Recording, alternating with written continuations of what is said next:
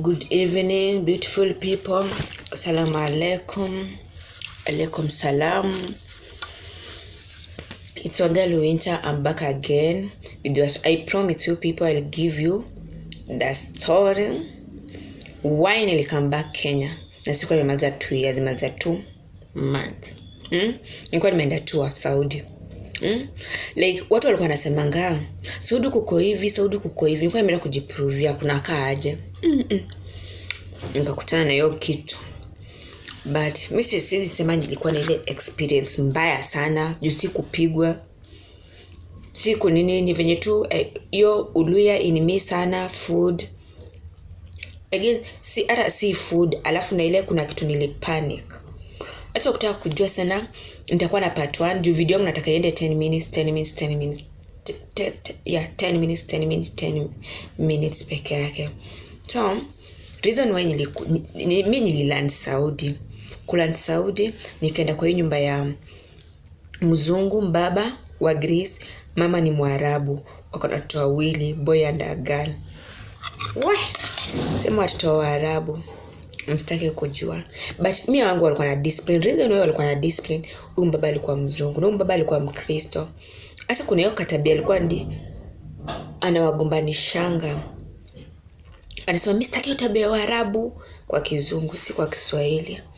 Sasa alikuwa anawagombanisha. Sasa watu kuna venye walikuwa na discipline kadogo. Sasa mkubwa alikuwa na huyu kaboy alikuwa na yote tabia ya Arabu kanataka kupige nini, but babake alikuwa mkali. Alikuwa na respect kufanyia kitu anakuambia I'm sorry nini hivyo. Upande wa watoto sikuwa na shida, yuko tuna play nao vizuri nini tunacheza. Kwenye shida ilikuwa sana ni food. Shida ya pili watoto walikuwa na ugonjwa wa asthma wote wawili. Shida ya tatu mama alikuwa mchoyo wa ajabu. You can imagine someone living in your house na hadi sabuni, toothpaste, mafuta neza kamna yangu juu mimi yangu, lakini sabuni ya kuogea mimi ninunue sabuni mtu ukuje kwa nyumba yangu mimi niko na sabuni yangu kuogea ununue yako uko unanunua yako. Tuseme umeandika Mboch, ndio hata hapa Kenya tumefanya Mboch, unapata ukienda kwa nyumba mtu sabuni yake ni utaogea, mafuta labda ndio yako utajibaia, lakini sabuni for real unaenda kushop sabuni yako nini. Mama alikuwa mchoyo in short. Mimi niliingia kwa hiyo hao venye ulikuwa unapigia sana simu kwamba nimefanywa shopping watu mimi hakuna shopping ilifanywa. Niliambiwa najibaia kila kitu, nikamnyimwa wifi akaniambia nilikuwa najibaia bundles. Unajua uko bundles imagine 10 bob huko sijui ni 20 bob huko ni 700 za huko. 20 bob 700 na nunua bundles. It was too expensive for me. Hiyo kwa shida juu nilifigure it out nikajua venye nitafanya. Shida sana ni hapa food. Morning huyu mama alikuwa nikiamka asubuhi. Naanza na kama si wacha nianze venye shule nianze. Story ya shule about me too. Si ati venye na take care watoto ama nini. Sasa nilikuwa naamka asubuhi nikunywe strong tea. Nilikuwa nimenunua sukari kagunia, majani yo mingi. Majani ilikuwa mingi, sukari ilikuwa mingi. Najichemsha maji. Nimenunua vitu inaitwa kubus. Hizi vitu ni ile chapati yenye ina sukari, chumvi ama mafuta. Imepikwa ile yenye Yesu alikula ile walivunja last supper. Mama hawakuli hiyo. They don't eat hiyo kitu. Mimi tu nilikuwa naikula. Hadi watoto wao wakuli. Hao wako na bread, ndio wako na manini huko hivi. Sifai kuguza. Mimi nilikuwa nimebaiwa hivi. Nimeweka kwa freezer. Na kwamba alikuwa ananijadi aje. Kwa vitu za ujinga. Sukari niko na kagunia ile fine sugar. Ile number 1. Ile white kabisa. Majani ni ile nyoneki hivi kadogo. Kwa nimetoa hivi. Nikisema ananiambia ananijali. Hiyo nilikuwa nakula hivyo. Lunch time nishamaliza kazi zangu. Huyu mama alikuwa ananipatia food. Hiyo food yenye iko ambapo hiyo pasta, rice, spaghetti kama ziko. Chakula zinapikwa tu hizo, lakini si hizo vitu tamu like hizo. Nilikuwa nanipakulia. Nilikuwa nakulanga meal moja. Sijui yeye alikuwa anasema according to her alikuwa anasema mfanyikazi anafaa apate only 1 meal. Ndio zingine ajitegemea. Nikapata ni ukweli Saudi hadi kuna wenye wanajibaia food. Kuna watu wengine tukipata nao wanasema mimi tajiri yangu nilikuwa napika tu na siwezi kula, najibaia food kwa pesa zangu. And I was like, why? Hii pesa kidogo. Imagine unapata ukikata hizo vitu unapata salary yako imerudi chini kabisa. Sasa tiruba kitu hapa Kenya. Sijui unaenda kufanya nini kama ni hizo vitu unaenda kufanya. Ujifanyie shopping, ununue bundles, ununue food. Manze, unarudi bila kitu. Juu kama mimi niko najinunulia tu pads, nikanunua mafuta, nilipata niko na 26,000. Karibu niruke kitu. Pesa naweza pata hapa Kenya, niko na freedom yangu, niko na life yangu, naweza fanya nini? Naenda huko mbali nateseka, nafanya nini? Karibu niruke kichwa. Hiyo ilikuwa first month. Second month, ilikuja 29 juu sikununua pads, sikununua mafuta, nilikuwa naitumia pole. Na nilikuwa natumia pole ndio at least hata nikae na sijui miezi ngapi. Lakini mtu mwenye anajinunulia hizo vitu, utakoma. Hata unaweza pata tu kuna 20,000 like serious. Unaenda kufanya ni Saudi, mbali na kwenyu. Una miss familia yako. Una miss hewa ya kwenyu. Uko hivi jua iliwaka kama nini.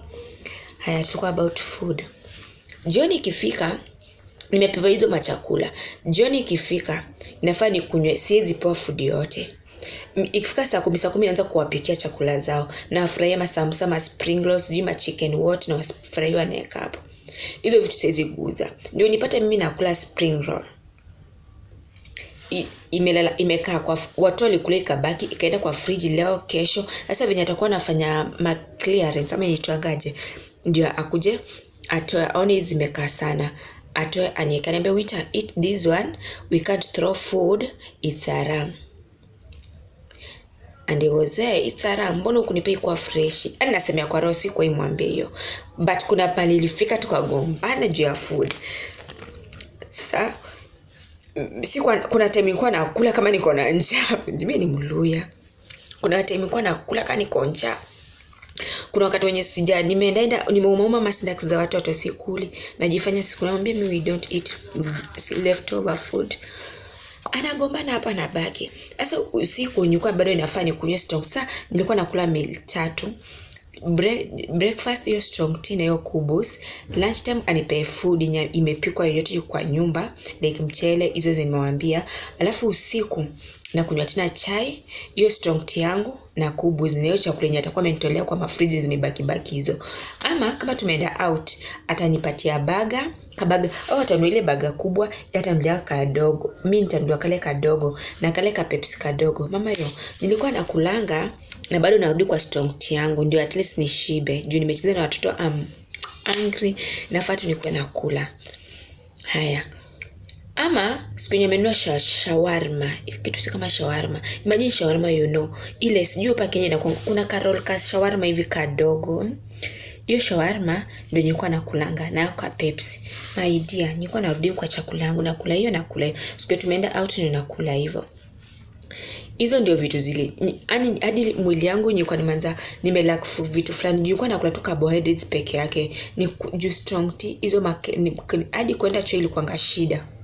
Mimi nilikuwa naenda kwa choo wiki mara moja. Gasi inaja kwa tumbo. Sasa siwezi enda kwa choo nasikia ni ngumu. Juu sipati proteins, sipati vitamins, sipati fruits. Nilikuwa nimeanza kuturn brown. Nilikuwa brown. Egize tu ukiangalia picha zangu hizo na ukiangalia saizi, mimi nimerudi kwa kalangu. Nilikuwa brown. Hadi nilikuwa natumia Vaseline. Juu wale wako na asthma, huwezi tumia mafuta yoyote, lotion yoyote yenye nilikuja nayo sikuwa natumia. Nilienda nayo sikuwa natumia. Nilikuwa natumia Vaseline. Naanza kuwa brown na shanga. Huku joint ya miguu nasikia uchungu, siwezi tembea my dear. Nikiamuka nasikia miguu uchungu. Sasa nilikuwa nimelala calcium mama sijui ni nini. Iron. Sikuwa na hizo iron na calcium sikuwa nazo. I suffered in the name of kutafuta pesa. Hiyo unasinga wasichana wanarudi Kenya wameanza kugonjeka. But si peke yake. Usione video yangu ugope kwenda Saudi. Kuna wenye tulienda nao walifanywa mashopping, walinunua unga ya ugali, waliliwa mrenda, waliliwa omena, kila kitu yenye iko Kenya iko huko. But inategemea umekutana na tajiri mgani. Me only kitu yenye nilikuwa ni vegetable, ni cucumber. Juu cucumber ziko tuko nyumba watoto. Hiyo ni kama fruit ya watoto. Hiyo ndio nilipata. Huyo mama alikuwa mchoka kama shetani.